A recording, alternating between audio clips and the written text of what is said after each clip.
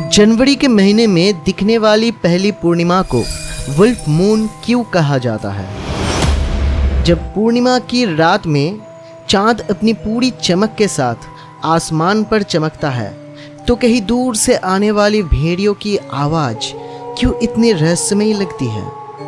आज हम बात करने जा रहे हैं भेड़िया और चांद की उस सदियों पुरानी रिश्ते की, जो सदियों से चांदनी रात की सुंदरता में छिपाते आए हैं एक खौफनाक चेहरे को। नेटिव अमेरिकन्स ने जनवरी के पहले पूर्णिमा को वुल्फ मून का नाम दिया था। सर्दियों की उस कड़कड़ाती ठंड में जब बर्फ से ढकी धरती पर खाना मिलना मुश्किल हो जाता था, भेड़ियों की झुंड भूख से बिलबिलाकर चांद की रोशनी में गांव के आसपास मंडराते थे। उनके अनुसार ये रात थी शिकारी आत्माओं की जागृति की, जिसे कहा जाता है वेयरवुल्फ, जो आज भी हॉलीवुड की फिल्मों में जान फूंकती है। ग्रीक माइथोलॉजी में लाइकॉन नाम का एक राजा था जिसने ज्यूस को एक बार छल से इंसान का मांस परोसने की कोशिश की थी। सज़ा के तौर पर ज्यूस ने उसे भेड़िया में बदलने का श्राप दिया।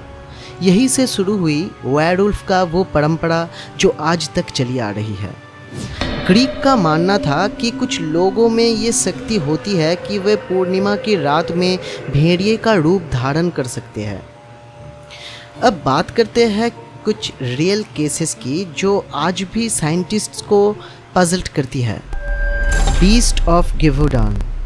फ्रांस में एक मिस्टीरियस क्रिएचर ने 100 से ज़्यादा लोगों को मारा था।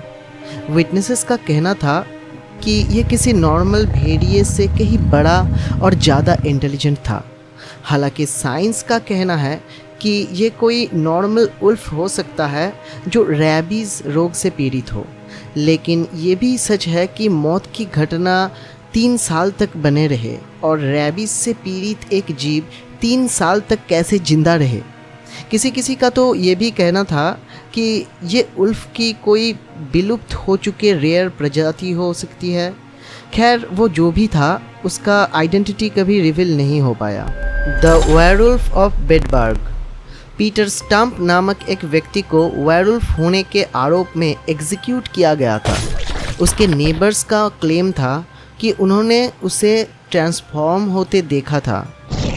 मॉडर्न टाइम्स में भी कुछ केसेस आए हैं जहां लोगों में क्लिनिकल लाइकोनथ्रोपी देखी गई है। ये एक रेयर साइकोलॉजिकल कंडीशन है जहां व्यक्ति को लगता है कि वो एनिमल में बदल रहा है। कहीं ना कहीं ये सब हमें सोचने पर मजबूर करता है, क्या वाकई कुछ ऐसी चीज़ें हैं जो साइंस अभी भी एक्सप्लेन नहीं कर सकती। दोस्तों, आपको जानकर हैरानी होगी कि वेयरवुल्फ की कॉन्सेप्ट सिर्फ वेस्टर्न कल्चर में ही नहीं बल्कि हमारे भारत में भी डीपली रूटेड है। हाँ, भारत में मानव भेड़िए या उनसे मिलती जुलती कहानियों और विश्वासों का जिक्र मिलता है। हालांकि पश्चिमी लोक कथाओं की तरह ये उतना प्रमुख या विस्तृत नहीं है। भारतीय लोक कथाओं में बेताल की कहानियाँ हैं जो एक तरह की आत्मा या राक्षस है जो लाशों पर कब्जा करके उन्हें किसी दूसरे जीव में बदल सकते हैं, जिसमें भेड़िए जैसे जीव भी शामिल है। हालांकि ये कहानियाँ पारंपरिक वेयरवुल्फ की तो नहीं है, लेकिन ये आकृति बदलने वाले मिथकों से मिलती जुलती है। 1920 में मिदनापुर बंगाल में 2 बच्चियों अमला और कमला को एक भेड़ियों की झुंड के साथ पाया गया था। वे भेड़ियों की तरह व्यवहार करती थी, जैसे चारों पैरों पर चलना, कच्चा मांस खाना और दूर से गंध लेने और सुनने की काबिलियत भी शामिल थी। अमला की मृत्यु 1921 में ही हो गई और कमला के व्यवहार में इंसानीपन लाने की कोशिश की गई, लेकिन वे पूरी तरह से ढल नहीं पाई और अंत में किडनी फेलियर की वजह से उनकी भी मौत हो गई। बुलंदशहर के पास के जंगलों में एक बच्चा दीना सनीचर, जिसे रात में भेड़िया उठा ले गया था, उसके व्यवहार में भी भेड़ियों जैसी आदतें आ गई थी। बंगाल की एक ट्राइबल कम्युनिटीज़ में आज भी ऐसी बिलीव्स है जो वेयरवुल्फ के अवधारणाओं से सबसे ज़्यादा मेल खाती है।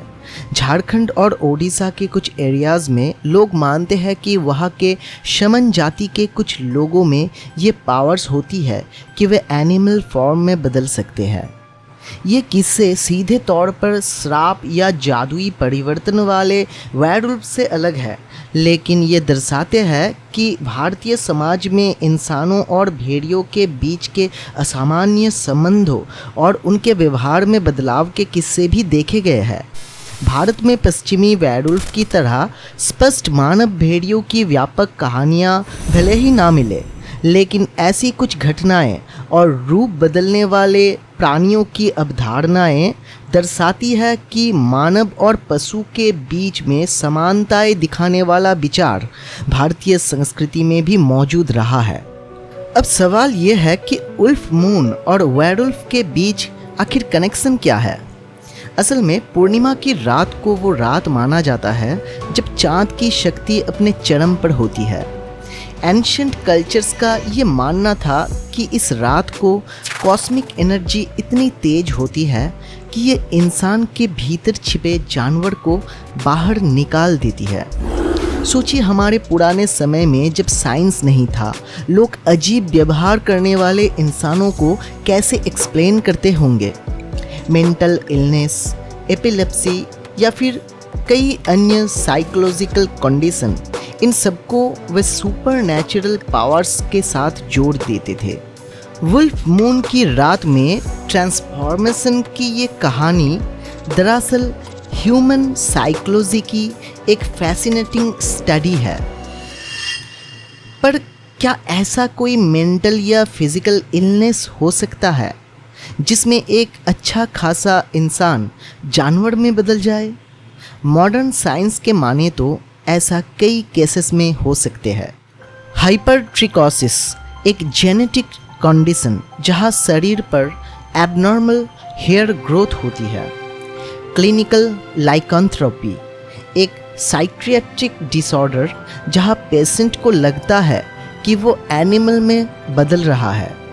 रेबीज एक डिजीज़ जिससे इन्फेक्टेड लोगों में जानवर जैसे एग्रेसिव बिहेवियर देखा जाता है। महान साइकियाट्रिस्ट कार्ल जंग के अकॉर्डिंग वेयरवुल्फ की कॉन्सेप्ट हमारे कलेक्टिव अनकॉन्शियसनेस का हिस्सा है। हर इंसान के अंदर एक शैडो सेल्फ होता है, एक प्रिमिटिव एनिमल इंस्टिंक्ट जो हमें उस वक्त से विरासत में मिलते आए हैं जब हमारे पूर्वज जंगलों में रहा करता था, और आज हम नॉर्मली इसे अपने अंदर सप्रेस करते हैं। मॉडर्न साइंटिस्ट का भी ये मानना है कि ये स्टोरीज़ हमारे एवोल्यूशनरी पास्ट को रिफ्लेक्ट करती है, जब हमारे एंसेस्टर्स को विल्ड एनिमल्स से प्रतियोगिता करना पड़ता था। लेकिन फिर भी कुछ केसेस ऐसे भी हैं जिसका अभी तक कॉम्प्लीट साइंटिफिक एक्सप्लेनेशन नहीं मिल पाया है। वेयरवुल्फ जैसा कुछ हो या ना हो, लेकिन इतना तो ज़रूर है कि वेयरवुल्फ की कहानी ये दिखाता है कि हम इंसान कैसे अननोन को एक्सप्लेन करने की कोशिश करते हैं, कैसे फेयर्स और फैसिनेशंस हमारे कल्चर्स को शेप करते हैं। आज भी जब वुल्फ मून आसमान में चमकता है तो हमारे अंदर कहीं ना कहीं वही प्रिमिटिव थ्रिल आते हैं। शायद ये ह्यूमन नेचर की सबसे खूबसूरत बात है कि हम लॉजिक और इमोशन, साइंस और मिस्ट्री के बीच एक परफेक्ट बैलेंस बनाकर चलते हैं। तो अगली बार जब आप पूर्णिमा की रात में चाँद को देखें तो ज़रा रुक कर सोचिएगा कि सदियों से यही चाँद कितने सारे कहानियाँ, कितने सारे मिस्ट्रीज़ का विटनेस रहा है। और हाँ, अगर कहीं दूर से भेड़ियों की आवाज़ सुनाई दे तो घबराने की बात नहीं, बस याद रखिएगा कि ये नेचर का अपना तरीका है अपनी प्रेजेंस को फील करवाने का। कमेंट्स में बताइए कि आप उल्फ मून और वेयरवुल्फ के लेजेंड्स के बारे में क्या सोच रखते हैं।